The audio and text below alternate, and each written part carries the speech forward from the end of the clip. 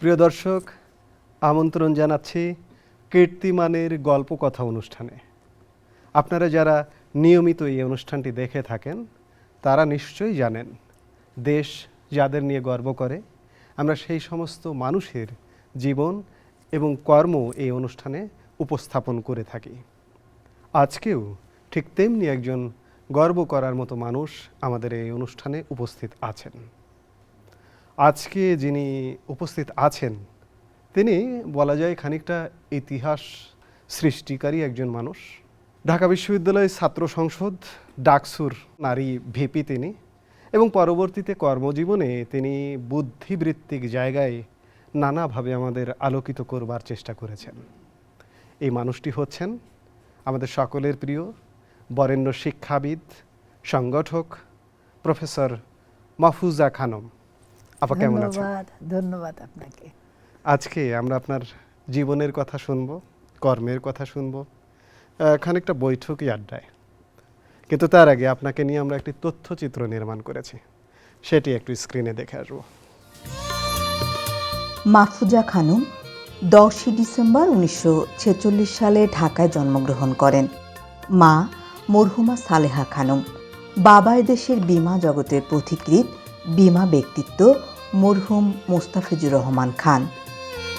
মাহফুজা খানম 1961-তে বাংলাবাজার সরকারি বালিকা বিদ্যালয় থেকে ম্যাট্রিক, 1963 সালে ইডেন গার্লস কলেজ থেকে আইএসসি, ঢাকা বিশ্ববিদ্যালয় থেকে 1966 সালে পদার্থবিদ্যায় অনার্স ও 1967 সালে প্রথম শ্রেণীতে এমএসসি ডিগ্রি লাভ করেন। তিনি ঢাকা বিশ্ববিদ্যালয়ের ছাত্রীকালীন রোকেয়া হল ছাত্রী সংসদের সদস্য, যুগ্ম সাধারণ সম্পাদক, ক্রীড়া সম্পাদক ও 1966-67 সালে ডাকসুর সহ সভানেত্রী নির্বাচিত হন। ডাকসুর সহ সভানেত্রী হিসেবে তিনি 6 দফা ও তৎকালীন পাকিস্তান বিরোধী আন্দোলনে বিশেষ ভূমিকা পালন করেন। 1971-এ মুক্তিযুদ্ধে সক্রিয়ভাবে অংশগ্রহণ করেন। তিনি একজন মুক্তিযোদ্ধা। শিক্ষকতাকে পেশা হিসেবে গ্রহণ করে 1969 সালে বেসরকারি কলেজ পুরানা পল্টন গার্লস কলেজে প্রভাষক পদে যোগদান করেন। পরবর্তীতে সরকারি কলেজ, ইডেন গার্লস কলেজ, সরকারি বিজ্ঞান কলেজ, জগন্নাথ বিশ্ববিদ্যালয় কলেজে শিক্ষকতা করেন। এরই ধারাবাহিকতায় সরকারি সঙ্গীত কলেজের অধ্যক্ষ ও সরকারি মানিকগঞ্জ মহিলা কলেজ থেকে অধ্যক্ষ হিসেবে অবসর গ্রহণ করেন 2003 সালে। এরপর তিনি নানা সামাজিক কাজের সঙ্গে যুক্ত হন। তিনি জাতীয় মানবাধিকার কমিশনের সদস্য হিসেবে কাজ করেন। প্রফেসর মাহফুজা খানম ঢাকা বিশ্ববিদ্যালয়ের সিনেট সদস্য নির্বাচিত হন 7 বার। বর্তমানেও তিনি সিনেট সদস্য। তিনি সিন্ডিকেট সদস্যও ছিলেন। তিনি নটরডেম বিশ্ববিদ্যালয় বাংলাদেশের বোর্ড অব ট্রাস্টির সদস্য ও সিন্ডিকেট সদস্য। ন্যাশনাল হোম ইকোনমিক্স কলেজের পরিচালনা পর্ষদের সভাপতি। তিনি বিশ্ব শিক্ষক ফেডারেশনের সভাপতি, জাতীয় জাদুঘর পরিচালনা পর্ষদের সদস্য।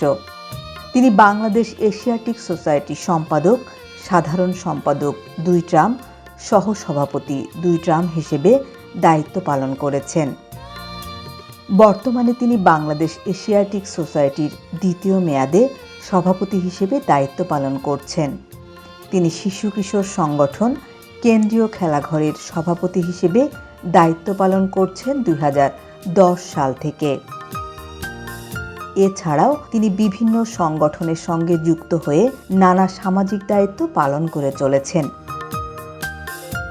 তিনি কুমিল্লার নারায়ণপুর গ্রামে একটি প্রাথমিক বিদ্যালয় স্থাপন করেন 1982 সালে। বর্তমানে বিদ্যালয়টি সরকারি হয়েছে। 2003 সাল থেকে গত 17 বছর যাবৎ মানিকগঞ্জ জেলার প্রতি বছর 200 ছাত্রছাত্রীকে পরীক্ষার মাধ্যমে বৃত্তি প্রদান করে চলেছেন। দেশের বহু শিক্ষার্থীকে আর্থিক সহযোগিতা করে চলেছেন গত 40 বছর ধরে।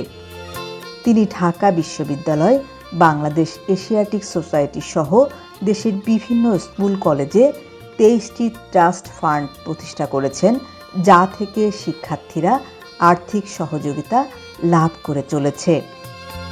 তিনি 1969 সালে ব্যারিস্টার শফিক আহমেদের সঙ্গে বিবাহ বন্ধনে আবদ্ধ হয়েছেন। ব্যারিস্টার শফিক আহমেদ 2009 সাল থেকে 2013 সাল পর্যন্ত গণপ্রজাতন্ত্রী বাংলাদেশ সরকারের আইন, বিচার ও সংসদ বিষয়ক মন্ত্রী হিসেবে দায়িত্ব পালন করেছেন।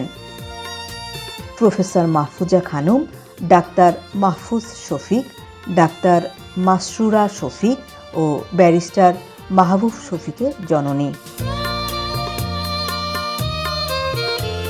মাহফুজা খানম তার কাজের স্বীকৃতি হিসেবে 2012 সালে পেয়েছেন বেগম রোকেয়া পদক। শিক্ষাক্ষেত্রে অবদানের স্বীকৃতি হিসেবে 2021 সালে পেয়েছেন 21শে পদক। এছাড়া জীবনের বিভিন্ন সময়ে আরও অসংখ্য পুরস্কার, সম্মাননা ও স্বীকৃতিতে ভূষিত হয়েছেন তিনি। দেশের সামগ্রিক বুদ্ধিভিত্তিক চর্চায় এই মানুষটির অবদান অসামান্য। তথ্যচিত্রে আপনার জীবনের অনেকটা জেনে এলাম।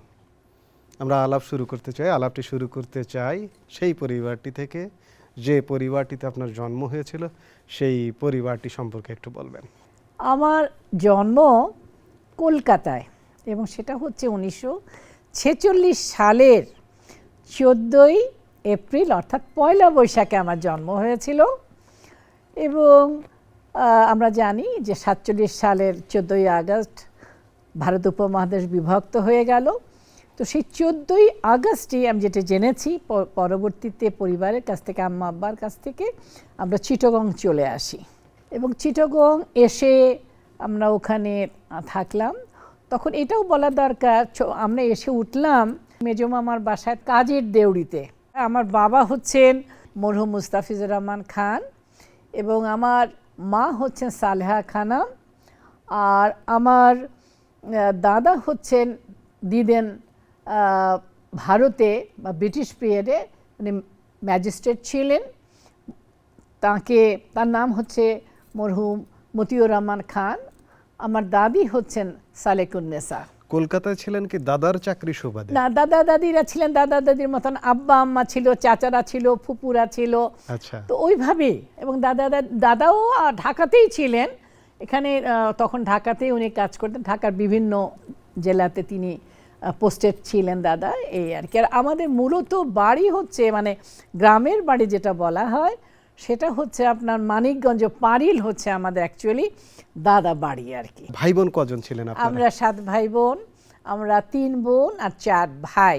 প্রথম স্কুল শুরু হলো চট্টগ্রামে, তো ফ্যামিলিটা চট্টগ্রামে এলো এবং আপনার প্রথম স্কুলও শুরু হলো সেখানে। স্কুল হলো কৃষ্ণকুমারী প্রাথমিক বিদ্যালয়ে আমার লেখাপড়া শুরু হলো। আচ্ছা। তো ওখানে আমি বলবো অবশ্যই ওই ঘটনাগুলি এখনো মনে হয় চমৎকার। আমাদের ইসের ভাষাতে বলি, আমাদের হেডমিস্ট্রেস ছিলেন যিনি, তিনি বললে যা পান পাহালি নিয়ে আয়। পান পাহালি মানে পান, তখন অনেক টিচার খেতেন। পান পাহালি মানে পান ধোয়া। আমরা আমরা দুজন, একজন হয়তো যে ওই সে চাপকল ছিল, চাপকলের পানি পড়তো, সেই চাপকলের পানিতে পানগুলো ধুয়ে নিয়ে আসতাম। এখন ওই স্মৃতিটা আমার এখনো আছে। আচ্ছা। তার পরবর্তীতে আমরা ঢাকাতে চলে আসলাম। কবে এলেন? সেটা আমার মনে হয় 50s এর দিকে আমরা চলে আসলাম, 50-এর দশকে চলে আসলাম। এসে তো আমরা স্বামীবাগে আমরা প্রথম থাকলাম। তার পরবর্তীতে আমাদের 36 নম্বর স্বামীবাগ, সেই বাড়িটি আব্বা কিনলেন। সেই আমলে হচ্ছে আরফান খা, আসগার খা, তাদের কাছ থেকে এই বাড়িটা কেনা হয়। তাদের একটা বিরাট বাড়ি, 1 বিঘা 5 কাঠার একটা অনেক বড় বাড়ি আমি বলবো, সেটা কেনা হলো। এবং ওটা 1 বিঘা 5 কাঠা মানে বেশ বড় একটা বাড়ি, বা মাঝখানে বড় করা বিল্ডিং, মাঝখানে বিল্ডিং আর সামনে পেছনে দুপাশে অনেক জায়গা। যদিও কামনেসা হচ্ছে টিকাটুলিতে আমাদের বাড়ির স্বামীবাগ, আমরা খুব তাড়াতাড়ি অল্প সময়ে চলে যেতে পারতাম, কিন্তু আব্বার বন্ধুত্বের কারণে এবং লুৎফুন্নেসা আপার কারণে আমি বলবো আমরা 3 বোনকে ভর্তি করে দেওয়া হলো বাংলা বাজার গার্লস স্কুলে, যেটা সদরঘাটের কাছে এখনো আছে বাংলা বাজার স্কুল। তো এই বাংলা বাজার স্কুল থেকে আমি ম্যাট্রিক পাস করি। নেতৃত্ব বিষয়টা আমরা আপনার জীবন পাঠ করলে দেখি খুব ছোটবেলা থেকেই ক্যাপ্টেন ছিলেন, সেই গল্প। সেটার একটা কারণ হলো যে ফার্স্ট হতো যে আচ্ছা, তাকেই আসলে ক্লাস ক্যাপ্টেন করা হতো। তো সেই সুবাদে যেহেতু আমি ক্লাসে অলওয়েজ ফার্স্ট হতাম, সেই যে বেবি ক্লাস থেকে যখন পড়া শুরু করি আমি ফার্স্ট হয়েছি সবসময়, এবং সেই কারণেই আমি ক্লাস ক্যাপ্টেন ছিলাম, এবং স্কুল ক্যাপ্টেনও ক্লাস 10-এ যখন আসলাম আমি স্কুল ক্যাপ্টেনও হলাম। আপনি তো ইন্টারমিডিয়েটে ইডেন কলেজে ভর্তি ইডেন হলেন কলেজে পড়েছি। এবং পরবর্তীতে ঢাকা বিশ্ববিদ্যালয়ে, এবং আপনাকে আমরা পরবর্তীতে রাজনীতিবিদ হিসেবে পেয়েছি এবং বামপন্থা ছাত্র ইউনিয়নের রাজনীতি। হ্যাঁ, রাজনৈতিক জীবনটা কিভাবে শুরু সেটা হলো? হলো যে যখন আমি ইডেন গার্লস কলেজে ঢুকলাম, আমি ম্যাট্রিক পাস করেছি 61 সালে।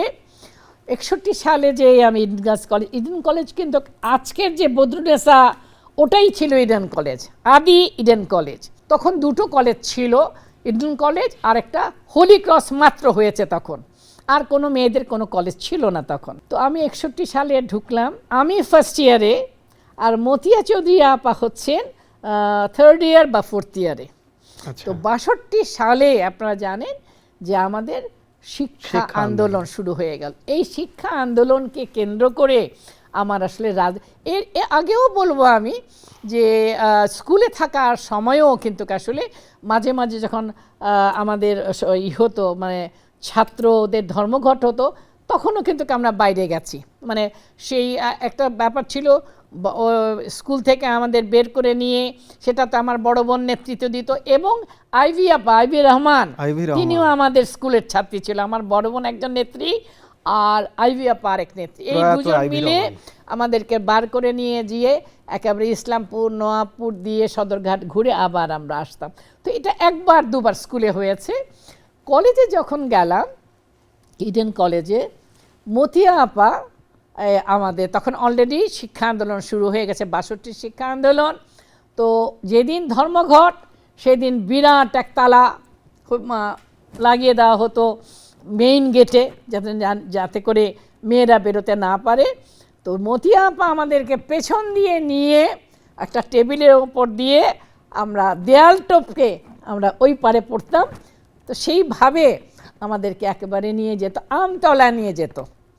তো মতিয়া আপা আমতলা নিয়ে যেত, ওইখানে আমরা মিটিং শুনে তারপর ওখান দিয়ে মিছিল বার করে আমরা জয়নাব রোড হয়ে, পরে পটুয়াটলি হয়ে, তারপরে যে হাসপাতাল আছে কি ওইটা, ওই হাসপাতালে দিয়ে সদরঘাট হয়ে আমরা আবার আসতাম আপনার ওই আর্টস বিল্ডিং যেটাকে বলা হয়, আর্টস বিল্ডিংয়ে চলে আসতাম।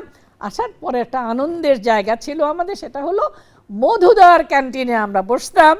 মধুদার ক্যান্টিনে সেই একটা হদ্দ গ্লাস ফ্যাক্টরি এক ধরনের প্লেট ছিল, তার মধ্যে একটা সিঙ্গারা, একটা রসগোল্লা, আর একটা নীলাভ রঙের একটা গ্লাসের মধ্যে, নীলাভ মানে সাদা কিন্তু ওটার মানে এটাই ছিল রং রং দেখা যেত, সেটার মধ্যে পানি, তারপর একটু চা, ছোট ছোট কাপ, সেটার মধ্যে আমরা খেয়ে মহা আনন্দে বাড়ি ফিরতাম। এইভাবে আসলে ছাত্র রাজনীতিতে আমার ঢোকা। 63 থেকে আমি 67 পর্যন্ত ঢাকা বিশ্ববিদ্যালয়ে ছিলাম। 63 সালে তখন ওমেন্স হল, তারপরে হলো রোকেয়া হল। আমি যখন রোকেয়া বা ওমেন্স হলে আসলাম, প্রথম বছরেই আমি ছাত্রী সংসদের থেকে ছাত্রী সংসদ সদস্য হলাম। তারপরের বছর আমি জয়েন্ট সেক্রেটারি হলাম। তার মানে 63, 64, 65 গেল, এবং 66 সালে আমি ডাকসুর ভিপি হলেন 66, 67 সেশনে। কিন্তু এটা চলতে থাকলো কিন্তু আমার 68 নভেম্বর পর্যন্ত আমার এই চলে যায়। ডাকসুর নেতৃত্বে আপনি এলেন কিভাবে? প্রত্যেকটা হলের জন্য এক একটা পোস্ট নির্ধারিত ছিল। সেই নির্বাচনটা আমাদের সাধারণ যে ছাত্র বা ছাত্রীদের যে সংসদ নির্বাচন হতো তার সঙ্গেই ডাকসুর মেম্বার হিসাবেও কিন্তু নির্বাচনটা হয়ে যেত। পরবর্তীতে এই যে 6টা না 7টা হলই বললাম আমি, তারা আবার যারা নির্বাচিত হয়ে আসতেন ডাকসুর জন্য, তারা আবার আরেকটা নির্বাচন করতেন, যেটা কিনা ভাইস চ্যান্সেলরের বাড়িতে তার তত্ত্বাবধানে আমাদের ইলেকশনটা হতো। সেইখানে আমি এবং আমি আমার সময়ে আমরা 4 জন দাঁড়িয়েছিলাম। যদি বলি, আমি ছাত্র ইউনিয়ন থেকে মালেকা বেগম, মহিলা পরিষদের আপনারা জানেন, আমরা ছাত্র ইউনিয়ন থেকে 2 জন দাঁড়ালাম, আর মমতাজ আমারই ক্লাস ফ্রেন্ড, আমার ব্যাচমেট, আমার বিশেষ বন্ধু শফিনাজ, ও বাংলায় পড়তো, ওরা দু বন্ধু আমার ব্যাচমেট, তারা দাঁড়ালো ছাত্রলীগ থেকে। জিতে গেলাম আমি আর মালেকা, জিতে গেলাম দুজন, এবং অন্যান্য হল থেকেও চলে আসলো। এবং আমাদের গনি সাহেবের, আমাদের ওসমান গনি সাহেব তখন ভাইস চ্যান্সেলর, ওনার বাড়িতে ইলেকশন হবে, ফাইনাল ইলেকশনটা হবে। তো তখন খবর হলো, এটা একটা খুব ইন্টারেস্টিং ঘটনা, যে হলো আমাকে হাইজ্যাক করা হবে। আমাদের গাড়ি ছিল, এই গাড়িতেই আমি ঢাকা ইউনিভার্সিটিতে আসা যাওয়া করতাম। তখন হলো কি এই গাড়িতে যাওয়া যাবে না, কারণ গাড়িটা তো পরিচিত, তো সুতরাং কোনো ঝামেলা হতে পারে। তখন আমার মেজ দুলাভাই, যিনি ইঞ্জিনিয়ার আমিনুজ্জামান, তিনি বলল যে হেলেন, আমার ডাক্তার হেলেন, হেলেন তুমি তো বাড়ির গাড়িতে যাবা না, আমি তোমাকে পৌঁছাবো। তখন আমার মেজ দুলাভাই আমাকে, উনার ওপেল রেকর্ডের একটা গাড়ি ছিল, অনেক বড় একটা গাড়ি, ওটাতে দুলাভাই নিয়ে আমাকে ভাইস চ্যান্সেলরের বাড়িতে ডক্টর ওসমান গনির বাসায় দিলেন। এবং এটা একটা ভীষণ আনন্দের কথা যে ওইখানে যে আমি আর মালেকা জিতেছিলাম, আমি ওখানে জিতে গেলাম, এসের ডাকসুর ভিপি নির্বাচিত হলাম। 6 দফা 11 দফার পদ বেয়ে 1971-1971-এর অংশ আপনিও নানাভাবে মুক্তিযুদ্ধে অংশগ্রহণ করেছেন, মুক্তিযুদ্ধে সহযোগিতা করেছেন। 71-এর অবরুদ্ধ জীবনটা কেমন ছিল? 69-এ গণ অভ্যুত্থান হয়ে গেল। গণ অভ্যুত্থানের ভেতর দিয়ে আমি যদি বলি, বঙ্গবন্ধু বেরিয়ে আসলেন, বঙ্গবন্ধু বেরিয়ে আসলো, 70 নির্বাচন হলো, সেই নির্বাচনও আমাদেরকে ছাত্র সমাজকে অনেক ভূমিকা রাখতে হয়েছে, কারণ ওই জনসাধারণের কাছে যাওয়ার, এবং আমাদের যে এই নির্বাচন যে আমাদের অস্তিত্বের লড়াই, অস্তিত্বের জন্যই লড়াই, আমাদের জিততেই হবে, এইভাবে আসলে আমরা তোমার প্রচারণা চালিয়েছিলাম। মুক্তিযুদ্ধ আরম্ভ হয়ে গেল। আমাদের যে কাজগুলো হতো সেটা হলো টাকা পয়সা তোলা, কাপড় চোপড়, খাওয়া দাওয়া, প্লাস আমি যেটা বললো, যে কাজটা আমি মূলত করেছি, সাইক্লোস্টাইল, যেগুলো ওখান থেকে কাগজ আসতো সেগুলো সাইক্লোস্টাইল করা। সাইক্লোস্টাইলটা কিন্তু এখনকার মতো মেশিন নয়, তখন স্টেনসিল কাটতে হতো, লিখতে হতো, স্টেনসিল কেটে তারপর একটা মেশিন ঘুরালে তারপরে ওটা বেরোতো। তো সেইগুলো মূলত আমি আমার ফিজিক্স ডিপার্টমেন্ট থেকে করতাম। আচ্ছা, বাইরে থাকতেন হীরালাল দাদা, থাকতেন বেয়ারা, তারপর আরও কে থাকতেন, আমাদের রহমান ভাই থাকতেন, বাড়িতে তালা দিয়ে দিতেন। আমরা ভেতরে সাইক্লোস্টাইল করে মেশিন দিয়ে বার করে টকটক করে দিলে, খুলে দিলে আমরা বেরিয়ে যেতাম। এটা হচ্ছে একটা কাজ ছিল, এবং সেটা সারা ঢাকা শহরের বিলি করার একটা ব্যবস্থা হতো। এটা হচ্ছে একটা কাজ ছিল। তারপর আমি বলবো, ইভেন কি আমি তখনকার নটারডেম কলেজে পর্যন্ত আমি এই সাইক্লোস্টাইল মেশিন ঘুরিয়েছি। আচ্ছা, ওখানেরও যারা বেয়ারা ছিল তারাও আমাদের ভীষণভাবে সাহায্য করেছে, এটা বলা দরকার। একবার এক বান্ডেল নিয়ে যখন আমি বেরিয়েছি, তখন একটা কনভয় যাচ্ছে, তখন এটা এখন আর নাই, ওই নটারডেম কলেজের সঙ্গে একটা বিরাট খাল ছিল, খালের মধ্যে বড় একটা ওই যে গোল একটা থাকে পাইপ, এই পাইপের ভেতরে পানির মধ্যে আমি ছিলাম। তারপর ওই কনভয় চলে যাওয়ার পর ওখান থেকে আমি বেরিয়ে আসলাম। আর যে কাজগুলো আমরা করতাম, কেউ আহত হলে তাকে নিয়ে চলে যাওয়া, নিয়ে যা কায়দাটা আবার অন্যরকম করতাম কি আমরা, আমার কথাই আমি বলি, অন্যদের কথা তো অবশ্যই তাতে যুক্ত হবে। সেটা হলো কেউ বোন, না হলে স্ত্রী, না হলে মা, সে যে আজকাল ওই ঠেলা গাড়ি পাওয়া যায়, দেখা যায় না, ওই যেটা ঠেলে নামা যায়, এটাকে আমরা কি বলি, ওইটাতে ঠেলা গাড়ি, ওটার মধ্যে ছাতা ধরে এভাবে করে তারপরে আমরা হয়তো কাঁদতে কাঁদতে চোখের জল ফেলতে ফেলতে নিয়ে যাই। আমি ব্যক্তিগতভাবে 2টো অপারেশন করেছি। আচ্ছা, 2টো অপারেশন করেছি, সশস্ত্র অপারেশন। আমি, হ্যাঁ, সাকসেসফুল অপারেশন। যে আমার বাড়িতে এমন ছোট 2টো রুম, আমার ছোট 2টো রুমের ভেতরে কারফিউ থাকতো, সন্ধ্যার পরে বাতি নিভিয়ে দেওয়া হতো। আমার বাড়িতে ছোট 2 রুমে অন্তত 40-50 জন লোক থাকতো, এবং ওই খিচুড়ি আর গরুর গোশত রান্না করা হতো, মোমবাতি জ্বালিয়ে ওই প্লেটে প্লেটে সবাইকে দেওয়া হতো। ওটা কী খাচ্ছেন দেখারও নাই, ওভাবে যারা যারা থাকতেন, যারা মুক্তিযুদ্ধের বাইরের থেকে আসলেন, ঢাকার বাইরে থেকে আসলেন, তারা আমার বাড়িতে থাকছেন।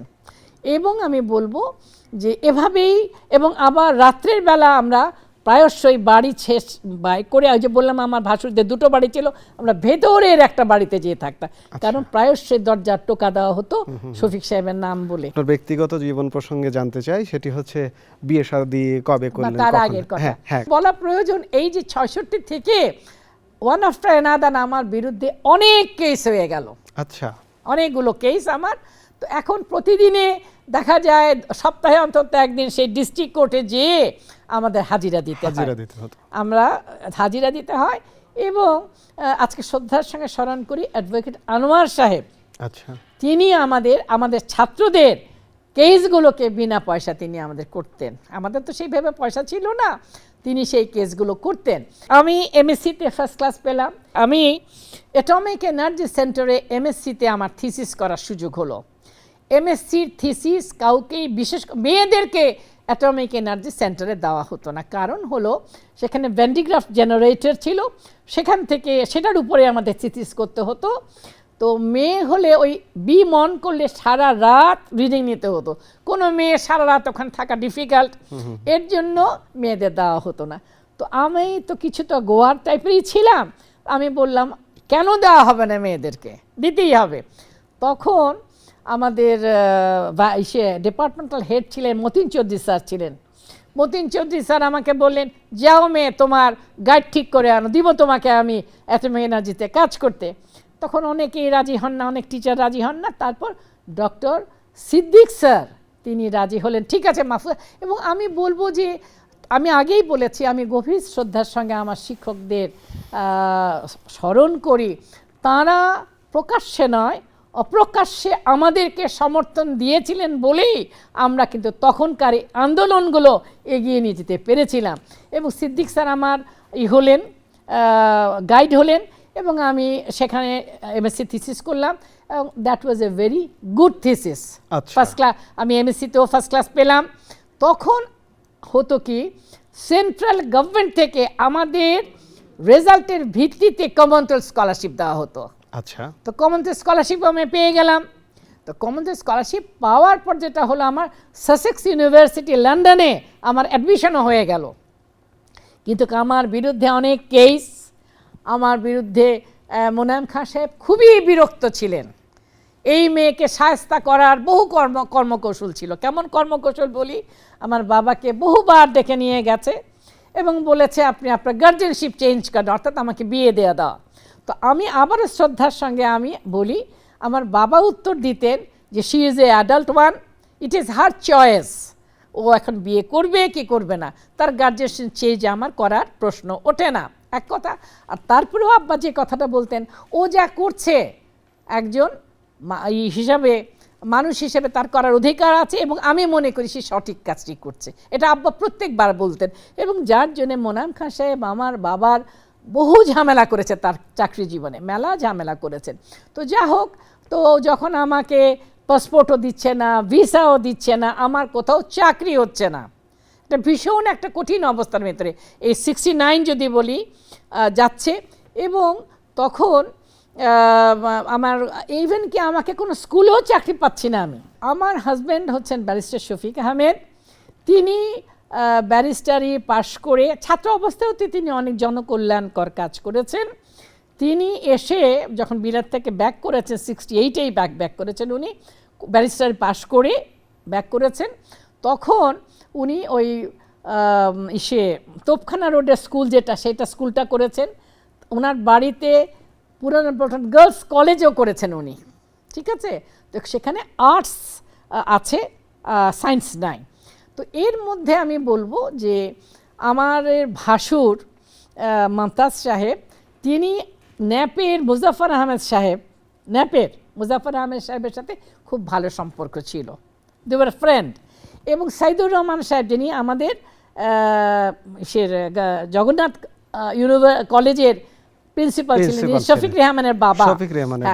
তো উনারা এই মুজাফর আহমেদ সাহেব আর সাইদুর রহমান সাহেব ঠিক করলেন, সাইদুর রহমান সাহেবও শফিক সাহেবের সাথে যুক্ত ছিলেন এই কলেজ স্কুল করার ব্যাপারে। তো উনি ভাবলেন যে আমার সাথে শফিক সাহেবের বিয়ে দেওয়া যায় কিনা, আমার ভাসুরও বললেন। তো উনারা নিজেরা ঠিক করেছেন যে আমাদের দেখা করাবেন। তো সেই সুবাদে আমাকে সাইদুর রহমান সাহেব বললো যে এই মাহফুজা, তোমার তো চাকরি বাকরি হচ্ছে না, তোমার জন্য একটা চাকরি ঠিক করতেছি আমি, আসো আমার বাড়িতে। আচ্ছা। তো আমি গেলাম, ওই সংশয় তেজগাঁর উপরে একটা সংশয় একটা বাড়ি ছিল তখন স্যারের, সেখানে গেলাম, যেয়ে দেখলাম শফিক সাহেব বসা। শফিক সাহেব তখন আপনার এই পুরানা পল্টন গার্লস কলেজটা স্থাপন করেছেন, তিনি তার ফাউন্ডার, জেনারেল সেক্রেটারি। তখন আমাকে জিজ্ঞাসা করলো আপনি কি করতে পারবেন কিনা, সায়েন্স খুলতে পারবেন কিনা, যা যা ফর্মাল কথাবার্তা বললেন।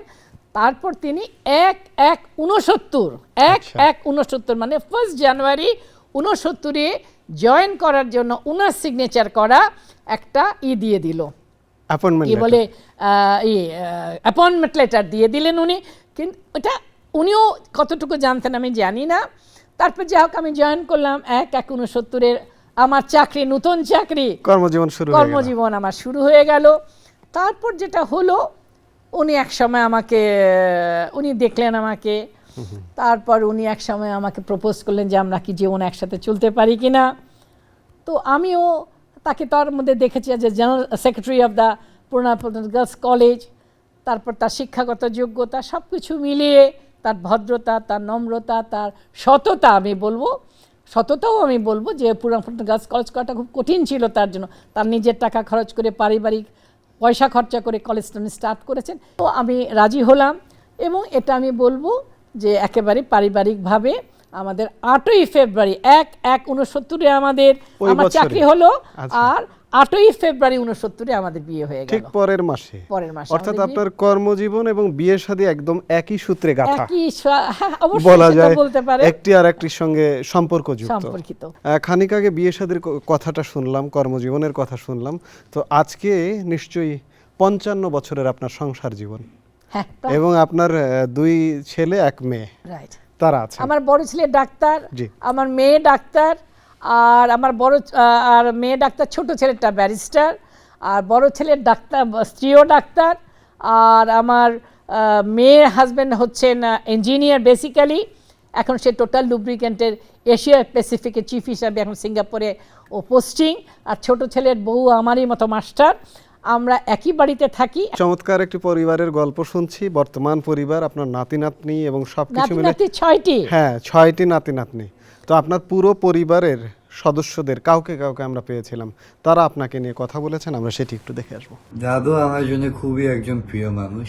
তিনি প্রতিনিয়ত আমার খোঁজ রাখেন, আমি খাওয়া দাওয়া করছি নাকি, আমি ঠিকমতো খেলাধুলা করছি নাকি, পড়াশোনা করছি নাকি। তার পাশাপাশি একজন রোল মডেল হিসাবে, একজন মেন্টর হিসাবে আমাকে গাইড করা, তার প্রতিনিয়ত কাজের ক্ষেত্রে বলে দিচ্ছে।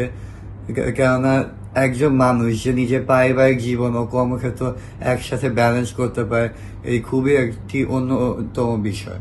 আমি ওনার থেকে ট্রুলি অনেক কিছু শিখেছি এবং আশা করি প্রতিনিয়ত শিখতে থাকবো। দাদুর একটা কথা আমি সবসময় মনে রাখি, যেটা সে আমাকে বা আমার ভাই বোনদেরকে সবসময় বলে যে সবকিছুর আগে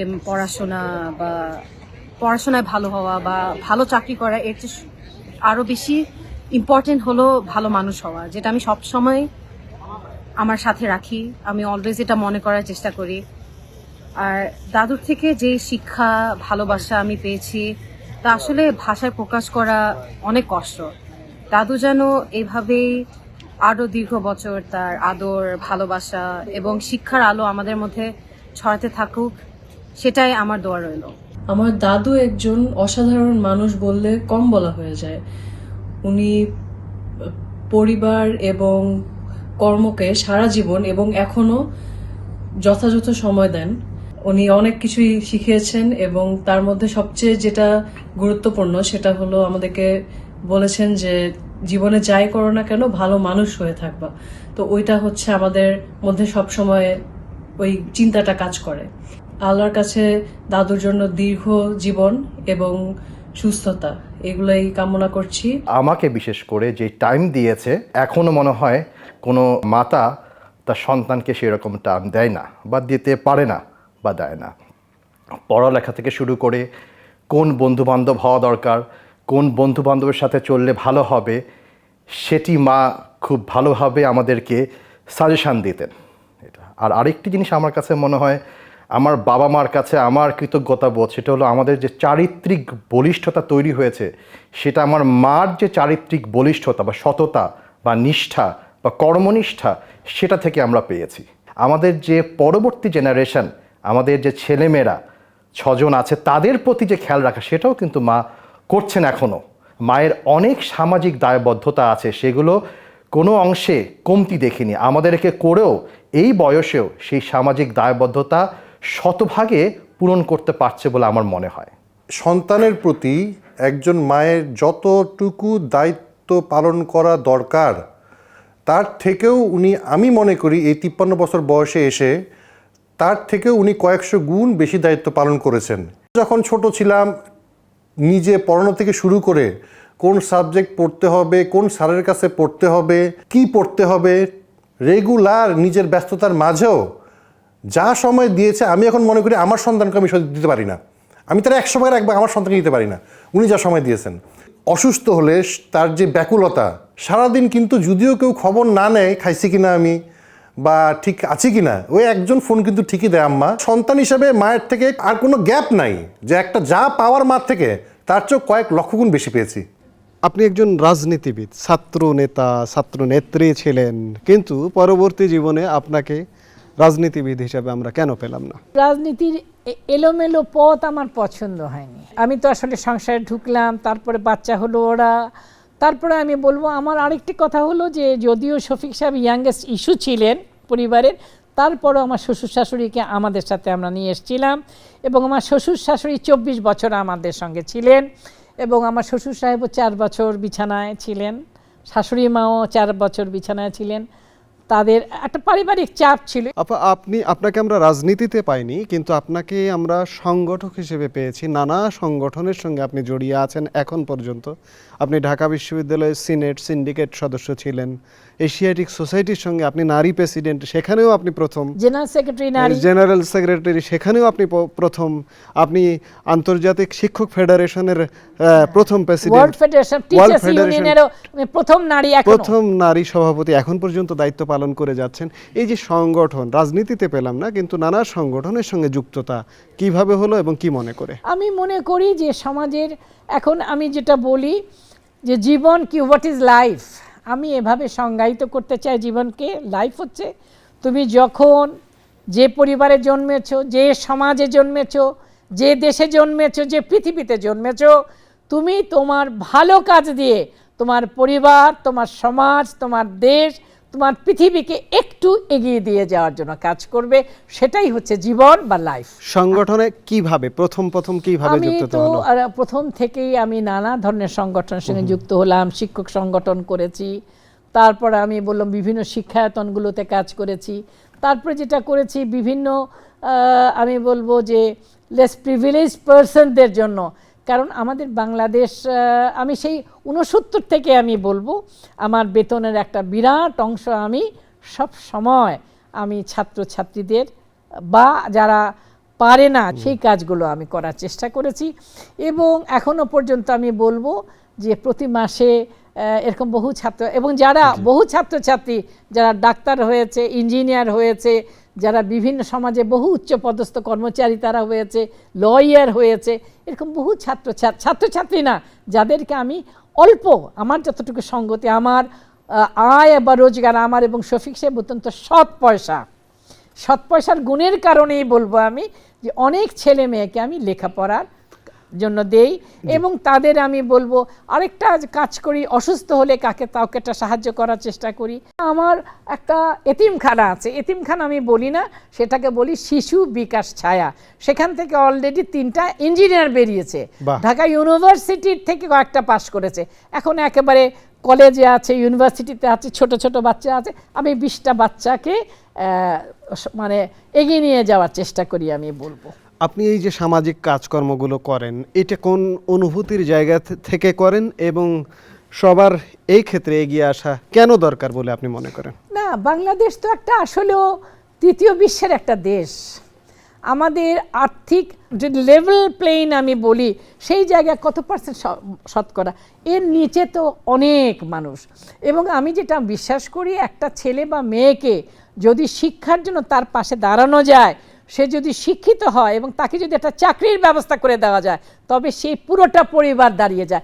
এরকম আমি যেটা করি, তাদের মোটামুটি শিক্ষিত করে একটা চাকরি বাকরির ব্যবস্থা করে দিলে পরে দেখা যায় সেই পরিবারটা একেবারে উঠে যায়। আপা, অনেকক্ষণ আপনার জীবনের কথা শুনছি, আপনার অনেক শুভাকাঙ্ক্ষীও আছেন, পরিবারের বাইরে কিছু মানুষ আছেন, তারা আপনাকে নিয়ে কথা বলেছেন, আমরা সেটি একটু দেখে আসি।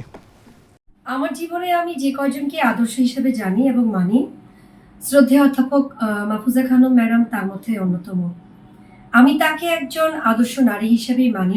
আমি ওনার কাছ থেকে শিখেছি সংসার, স্বজন পরিজন, সন্তান সবাইকে কাছে রেখে পাশে রেখেও একজন নারী তার কাঙ্ক্ষিত লক্ষ্যে পৌঁছতে পারে।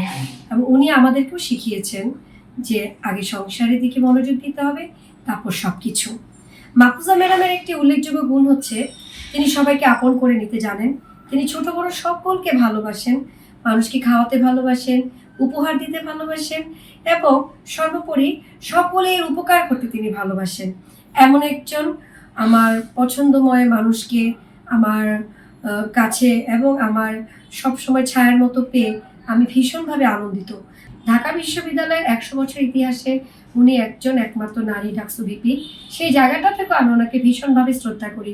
একজন বীর মুক্তিযোদ্ধা এবং একজন সফল নারী এবং একজন সফল মাতা মাহফুজা খানম ম্যাডামের জন্য আমার পক্ষ থেকে শুভেচ্ছা রইল। আমি তার সাথে পরিচিত হই আমার স্কুল জীবনে, বাংলা বাজার সরকারি উচ্চ বিদ্যালয়ে। আমি যখন ক্লাস 4-এ ওই স্কুলে ভর্তি হই, তখন তিনি আমার সিনিয়র ছিলেন প্রায় 3 বছরে। আমরা কিন্তু একই ছাত্র সংগঠন করেছি সেই সময়ে। এইটা অনেকে সেই সময়, এখন অনেকে ভাবতে পারবেন না যে সেই সময়ে স্কুল জীবনে আমরা কীভাবে ছাত্র সংগঠন করি, একসাথেই রাজপথে কাজ করেছি। পরবর্তীকালে মাহফুজা আপা ঢাকা বিশ্ববিদ্যালয়ের, আপনারা সবাই জানেন যে তিনি একমাত্র মহিলা ভিপি ডাকসুর। এবং তারপরেও কিন্তু আমি এই মেডিকেল কলেজে পড়ার পরে তিনি যখন বিশ্ববিদ্যালয় থেকে বেরিয়ে আসেন, আমরা পরবর্তীকালে একই সাথে কাজ করেছি বিভিন্ন সংগঠনে। তিনি খেলাঘর করতেন, আমিও খেলাঘর করতাম, এবং তিনি মহিলা পরিষদ করতাম আমরা একসাথে। তা আমরা প্রত্যেকটি কর্মকাণ্ডে, সামাজিক কর্মকাণ্ডে, সাংস্কৃতিক কর্মকাণ্ডে আমরা জড়িয়েছিলাম। এবং তিনি কিন্তু আসলে একটা দারুণ মনের অধিকারী, সাংস্কৃতিক কর্মী, সমাজকর্মী, দারুণভাবে একটা কী বলবো একাডেমিক পার্সন যাকে বলে। এবং আমি মনে করি যে আমাদের মেয়েদের যারা এগিয়ে আসছে বিভিন্ন কর্মকাণ্ডে আমরা কাজ করছি, তাতে সবার জন্য তার চলার পথে চলাটা মানে ঠিক অনেক কিছু শিখবার আছে। আমি তার দীর্ঘ সুস্থ জীবন কামনা করি। মাহফুজা আপা মানুষ হিসাবে একজন চমৎকার একজন মানুষ। অভিভাবক যদি বলেন তাহলে অভিভাবক, বন্ধু যদি বলেন বন্ধু, শিক্ষক যদি বলেন শিক্ষক। মাহফুজা আপার সঙ্গে তো আমাদের অনেক অনেক স্মৃতি আছে, অনেক অনেক ঘটনার সঙ্গে আমরা জড়িত ছিলাম। কিন্তু আমার কাছে যেটা মনে হয় সেটা 2006 থেকে 2008 পর্যন্ত সামরিক শাসন বিরোধী যে আন্দোলনটা হলো, সেই আন্দোলনে মাহফুজা আপা আমরা প্রত্যেক দিন রাজপথে থাকতাম। আমরা একটা সংগঠন করেছিলাম পেশাজীবী নারী সমাজ, মাহফুজা আপা সেই সংগঠনের সভাপতি, আমি সাধারণ সম্পাদক ছিলাম। আমরা প্রতিদিন রাজপথে, কখনো সকালবেলা লিফলেট বিলি, বিকেলবেলা রাস্তায় মিছিল, এবং আমাদের একটা কাজ ছিল যে আমরা প্রত্যেক দিন একটা জায়গা বেছে নিয়ে সেখানে আমরা গানের আয়োজন করতাম। মাহফুজা আপার মতন মানুষ আমরা মনে করি যে সহসা জন্মায় না, সহসা দেখাও যায় না। মাহফুজা আপা আছেন আমাদের কাছে। আমরা আজকে এখানে বসে মনে করি মাহফুজা আপা আরও অনেক বছর বেঁচে থাকুন, আমাদের প্রেরণার উৎস হয়ে আমাদেরকে আরও নতুন করে পথ দেখান। মুক্তিযুদ্ধের চেতনায় বাংলাদেশ পরিচালনার যে আন্দোলন আমরা করছি, সেই আন্দোলনে মাহফুজা আপার নেতৃত্বে আমরা সফলতা পাই। আপা, আপনি তো শুধুমাত্র শিক্ষকতা নয়, আপনি সংগঠন নয়, সামাজিক কাজকর্মই নয়, আপনি লেখালেখিও করেন। লেখালেখিটা কেন করেন? লেখালেখি আমি ডায়েরি লেখি, এটা অনেক পুরনো একটা অভ্যাস। ওটা করেছি। অনেক বই, অন্তত 20টার উপরে আমার বই আছে। বইয়ের ভেতর দিয়েই তো আসলে একটা, এবং এই পড়ার ভেতর দিয়ে একটা সমাজকে বদলে ফেলা যায়। আমাদের যে মনোজগতের পরিবর্তন হয়েছিল সেটা তো অবশ্যই আমি বলবো সেই বইয়ের ভেতর পড়াশোনা করেই, লেখালেখি পড়েই তো আমরা আসলে আমাদের মনোজগৎটা, আমরা যে অসাম্প্রদায়িক, আমরা যে দেশপ্রেমিক হতে চেয়েছি, আমরা যে সৎ হতে চেয়েছি, আমরা যে বিবেকবান মানুষ হওয়ার চেষ্টা করেছি, সেগুলো তো আসলে সেই লেখালেখির পড়ার ভেতর দিয়ে। দীর্ঘ কর্মক্ষম জীবন, অনেকেই এই সুযোগটা পায় না। এই জায়গা থেকে আপনার অনুভূতিটা কি, কেমন? আমি বলবো যে এটা আমার সৃষ্টিকর্তার কাছে আমার কৃতজ্ঞতা যে তিনি আমাকে সুস্থ রেখেছেন। এবং আমি বলবো, এটাও একটা বলবো যে আমার পারিবারিক চাপ সেইভাবে নাই, ছেলেমেয়েরা যে যার মতন ভালো মানুষ হয়েছে এবং তারা ভালোভাবেই আমি যা চাই তারা সেগুলো ফুলফিল করে। আমার ছেলে মেয়ে, আমি যেমন মানবিক দৃষ্টিভঙ্গিতে সমাজকে কিছু দেওয়ার চেষ্টা করি, আমার 3টা ছেলে মেয়ে মানবিকভাবে তারাও দরিদ্রের জন্য কাজ করে, তারাও মানুষকে সাহায্য করে, তারাও লেখাপড়ার জন্য দান করে। আমি বলবো, এবং সবচেয়ে বড় কথা, সৎ জীবন যাপন করে তারা। অর্থাৎ আমরা বলতে পারি আপনার জীবন কানায় কানায় পূর্ণ, আপনি সন্তুষ্ট, জীবনের প্রতি পরম সন্তুষ্ট। সৃষ্টিকর্তার কাছে অনেক কৃতজ্ঞ আমি এর জন্য। কর্ম রেখে আমাদের একদিন চলে যেতে হবে সবাই, আমি চলে যাব, আপনি চলে যাবে, সবাই চলে যাবে। এইটা আপনি কিভাবে প্রকাশ করবেন, এই চলে যাওয়ার আমি বিষয়টাকে? মনে করি এটা তার স্বাভাবিক প্রক্রিয়া। জন্ম হয়েছে, সৃষ্টিকর্তার কৃপায় তিনি আমাকে সুস্থ রেখেছেন, তিনি আমাকে নানাভাবে সাহায্য করেছেন। না হলে তো এই কাজগুলো কোনোদিনই করতে পারতাম, সংসারের ঝামেলা হতে পারত, নানা কিছু হতে পারত। সেগুলো যে না হয়ে আমি যে বিবেকবান, সৎ, দেশপ্রেমিক, আর্থিকভাবে আমি একটা সৎ ব্যক্তি বলে নিজেকে দাবি করতে পারি, সেই যে সংগঠনে আমি করি, অন্তত সেই দিকগুলো আমি পরিষ্কার রাখতে পছন্দ করি। আর আমি মনে করি যে জায়গাতে যাব আমরা, সেটা অনন্ত এক জগৎ, সেই অনন্ত জগতে অনন্ত শান্তির ভিতরে বসবাস করব আমি সেটাই সেভাবে ভাবি। অনুষ্ঠান শেষ করতে হবে, শেষ পর্যায়ে এসে পড়েছি। আপনি স্টুডিওতে এসে সুন্দর কথামালায় আপনার জীবনের কথা, আপনার ভাবনার কথা আমাদের জানালেন। আপনাকে অসংখ্য ধন্যবাদ। আপনাকেও অসংখ্য ধন্যবাদ যে আপনি আমাকে ডেকেছেন এবং এতটা সময় দিয়েছেন, আমার জীবন সম্পর্কে জানতে চেয়েছেন, আমার পরিবার সম্পর্কে জানতে চেয়েছেন। এটাও আমার জন্য ভীষণ আনন্দের হয়ে থাকলো আমার জন্য। অনেক ধন্যবাদ আপনাকে। প্রিয় দর্শক, আজ এ পর্যন্তই। পরবর্তী পর্বে ঠিক এমনি একজন গর্ব করবার মতো মানুষকে নিয়ে আপনাদের সামনে হাজির হবার আশা রেখে আজকের মতো বিদায় নিচ্ছি।